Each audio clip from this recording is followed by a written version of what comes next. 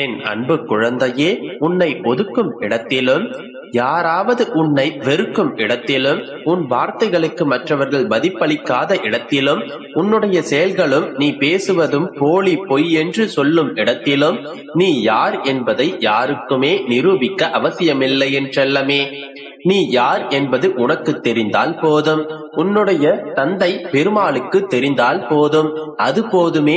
மற்றவர்கள் உன்னை புரிந்து கொள்வதால் என்ன மாறப்போகின்றது? எதுவும் உன் வாழ்வில் மாறாது. ஏனென்றால் உன்னை சரியாக புரிந்து கொண்டவர்கள் உன்னை சந்தேகப்படவே மாட்டார்கள். ஆனால் நீ தவறு என்று சொல்லுபவர்கள் சரி என்று தெரிந்தாலுமே கூட ஒப்புக்கொள்ள மாட்டார்கள் என்பதை ஏற்றுக்கொள். நீ உண்மையாக இருந்தால் அமைதியுடன் அவர்களை விட்டு கடந்து சென்று விடு என் செல்லமே. உன் மனசாட்சிக்கும் எனக்கும் நீ உண்மையாக இருந்தால் போதும்.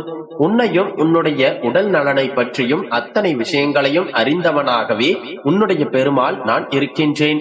எதை செய்தாலும் சிந்தித்து செயல்படு.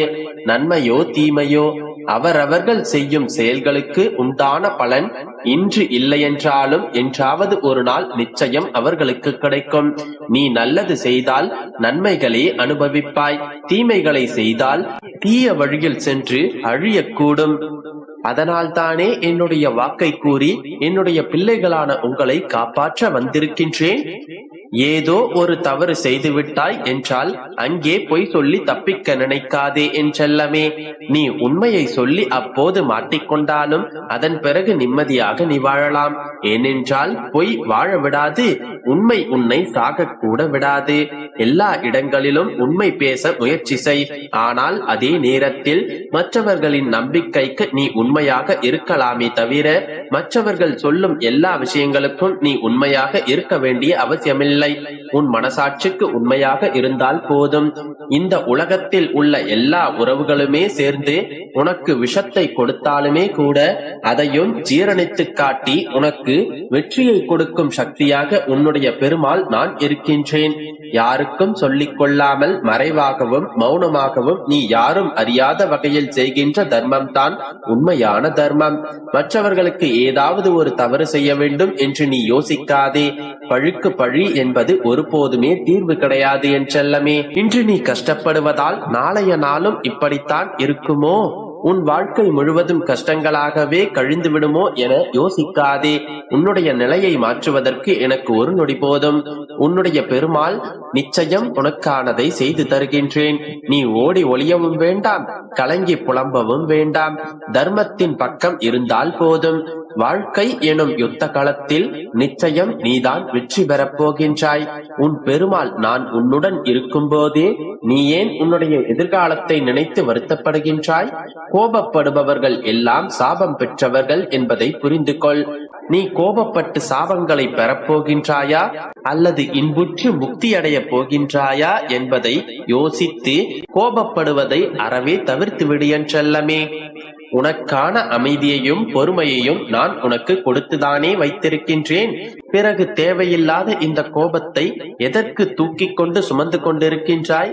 நான் எப்போதுமே உன்னுடைய கண்களுக்கு முன்னால் வந்து சென்று கொண்டுதான் இருக்கின்றேன். ஆனால் நீதான் என்னை கண்டு கொள்வதே இல்லை. நீ பாவம் செய்தால் அது உன்னுடைய வாழ்க்கையில் கஷ்டத்தை கொடுத்து நான் என்ன தவறு செய்தேன் என்று உன்னை கேள்வி கேட்க வைக்கும். ஆனால் நீயோ புண்ணியம் செய்தால் அது உனக்கான நன்மைகளாக வந்து சேர்ந்து உன்னுடைய வாழ்வில் சந்தோஷத்தை பதிலாய் கொடுக்கும் என் செல்லமே. நீ எதற்கும் கவலைப்படாதே. சுயநலம் நிறைந்த உறவுகள் உன்னை சூழ்ந்திருந்தாலும் முக்கியமான உறவாக உன்னுடைய பெருமாள் நான் இருக்கும் போது எந்த சுயநலமும் உன்னை எதுவும் செய்ய முடியாமல் நான் காப்பாற்றுவேன். மனக்கட்டுப்பாடு உனக்கு அவசியம் என் செல்லமே. இல்லாவிட்டால் உன்னுடைய வாழ்க்கையில் எதையும் உன்னால் சாதிக்க முடியாது. நீ என்னதான் அறிவும் திறமையும் தகுதியும் நிறைந்த ஆளாக இருந்தாலும் பல விஷயங்களில் உனக்கு மனக்கட்டுப்பாடு தேவைப்படுகின்றது. எல்லா விஷயங்களையும் உன்னால் செய்ய முடியும் என்று நினை. அதில் நல்லதை மட்டும் செய். எதுவுமே உன்னுடைய வாழ்க்கைக்கு முடிவாகாது என் செல்லமே. எனது முகம் பார்த்து நீ உருகி அழுகும் போது உன்னுடைய துயரத்தால் நானே கரைந்தோடி விடுகின்றேன். வருத்தப்படாதே. நீ மீள்வதற்கும் தோற்று போவதற்கும் கண்கள் கலங்குவதற்கும் 1000 காரணங்கள் இருந்தாலும் உன்னை வாழ வைப்பதற்கு ஒரே ஒரு காரணமாக உன்னுடைய பெருமாள் நான் இருப்பேன். நான் உன்னை வெற்றிகரமாக சந்தோஷமாக வாழ வைக்கின்றேன் என் செல்லமே. இந்த உலகில் பல படைப்புகள் இருக்கும் போதே, பல உயிரினங்கள் இருக்கும் போதே, அதை படைத்த நானும் உண்மைதான் என்பதை உணர்ந்து கொள். அதனால் நம்பிக்கையோடு செயல்படு, நல்லதே நடக்கும். என் அன்பு குழந்தையே, இன்று என்னுடைய பிள்ளைக்கு ஒரு சத்திய வாக்கினை கொடுப்பதற்காகவே இன்று நான் வந்திருக்கிறேன். நாளும் நான் உனக்கு கொடுக்கும் சத்திய வாக்கினை நீ கேட்டுக்கொண்டுதான் வருகின்றாய். இருப்பினும் இன்னும் நிறைவேறவில்லையே எனும் மன வருத்தம் உனக்குள் இருக்கத்தான் செய்கின்றது. நான் ஒரு முறை வாக்களித்து விட்டால் அதனை எப்படியேனும் நிறைவேற்றி விடுவேன் என்று உனக்கு தெரியும். இருப்பினும் காலங்கள் கடப்பதால் தான் இந்த சந்தேகம் உனக்குள் எழுந்திருக்கின்றது. கலங்காதே மகளே, இதோ இப்போது நான் உனக்கு கொடுக்கும் வாக்குறுதியை நிச்சயமாக நான் நிறைவேற்றுவேன். உன்னுடைய அப்பாவின் வார்த்தைகளை முழுமையாக கேள். பிறப்பு இறப்பு இடைப்பட்ட காலத்தில் அவரவரின் கர்மாக்களுக்கு ஏற்றபடி சுக துக்கங்களை அனுபவித்துதான் ஆக வேண்டும். அதனால் வேதனைகளை நினைத்து வருந்துவதை விட்டுவிட்டு என்னை பற்றிக்கொள். என் மீது முழுமையான நம்பிக்கை வை. நான் என்னுடைய பக்தர்களிடம் எதிர்பார்ப்பது ஆடை ஆபரணமோ அல்லது ஆடம்பரமான பூஜைகளோ செல்வத்தினால் ஆன காணிக்கைகளோ அல்ல. என் மீது உண்மையான அன்பும் அளவு கடந்த பக்தியும் விசுவாசமும் மட்டுமே. என்னுடைய அப்பா செய்து தருவார் என்கின்ற என் மீது முழுமையான நம்பிக்கை உடையவர்களுக்கு நான் எல்லாவற்றையும் செய்து தருவேன்.